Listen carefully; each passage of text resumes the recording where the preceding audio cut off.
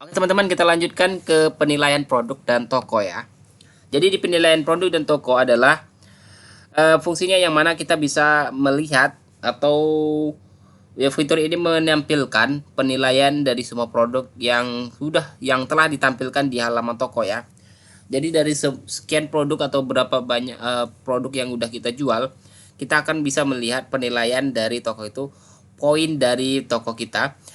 Ya, kita bisa lihat di sini secara mobilenya akan ada dilihat penilaian 4,8 dari 5 misalnya. Jadi ini termasuk yang baik. Jadi ya. Dan kita bisa lihat di sini misalnya setiap produk yang kita jual pasti ada penilaian ratingnya ya. Jadi penilaian rating sangat berpengaruh untuk performa dari toko kita berdasarkan dari penilaian yang yang diberikan oleh pembeli seperti itu. Penilaian produk adalah kumpulan penilaian dan ulasan pembeli pada produk tertentu setelah pesanan diselesaikan.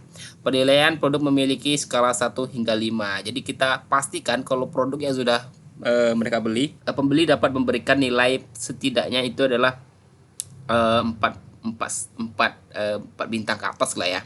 Jadi itu akan bisa mempengaruhi performa dari toko kita. Kemudian apa aspek penilaian produk dari toko? Yang pertama adalah layanan. Jadi kita harus bisa masa pengemasan yang lama, stok habis, kesalahan produk bisa menjadi faktor penilaian yang rendah. Jadi kita harus terus memantau atau memberikan pelayanan yang terbaik, baik itu calon pembeli ataupun sudah membeli produk kita harus berikan layanan terbaik karena akan berpengaruh pada performa toko kita. Kan bisa saja karena pelayanan kita tidak baik, nanti kita mungkin bisa jadi nanti dikasih rating yang rendah terhadap produk yang mereka beli, bisa jadi kan, atau penilaian yang tidak baik seperti itu. Kemudian produk, pastikan kualitas produk kita itu baik dan produk sesuai dengan deskripsi. Jangan produk kita yang di foto itu cantik tapi pas ternyata diterima ya nggak sesuai sama produk yang memang difoto. Jadi ini akan menjadi dasar penilaian produk dan toko itu.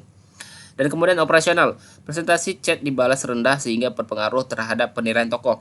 Ini ada satu tip di mana kalau untuk presentasi chat sebagai seller, setidaknya kita harus menjadi orang yang terakhir membalas chat dari setiap percakapan tersebut. Karena penilaian terbaik adalah ketika kita masih mensisakan atau masih ada chat yang belum kita balas, itu akan menjadi penilaian buruk juga untuk toko kita.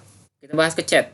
Bisa melakukan chat melalui via aplikasi. Kita bisa masuk ke aplikasi Shopee, kemudian klik chat di pojok kanan atas untuk mengakses fitur chat dari Shopee ini. Ataupun kita bisa mengakses melalui Shopee di Seller Center. Seller Center kita bisa melihat di pojok kiri bawah.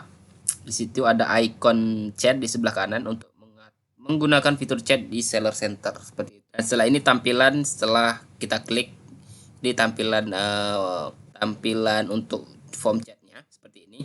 Untuk mengakses fitur chat lewat web chat, login ke Seller Center, sellershopee.co.id dan /web chat itu untuk mengakses ke fitur chat. Ini lanjut ke perhitungan performa, ini yang saya jelaskan tadi. Bagaimana persentase di format chat dihitung? Jadi persentase chat dibalas adalah tingkat respon chat penawaran yang diterima dalam 90 hari terakhir. Jadi dalam 90 hari terakhir itu penilaian dari situ ya. Kemudian chat dianggap dibalas apabila ditanggapi dalam 12 jam. Jadi dalam 12 jam itu harus ditanggapi. Kemudian balasan otomatis, chat yang masuk saat toko libur tidak dihitung. Jadi kalau yang otomatis itu nggak termasuk hitungan dalam presentasi performa chat ya. Kemudian presentasi chat dihitung setiap hari seperti itu. Ini seperti ini. Kita bisa lihat kita masuk ke ini, klik icon orang saya seperti ini. Kemudian kalian masuk ke toko saya dan kalian bisa lihat performa toko melalui aplikasi. Jadi di sana kalian bisa lihat presentasi chat yang dibalas seperti apa dan gimana performanya. Kalian bisa lihat ini kan presentasi chat dibalas 100%.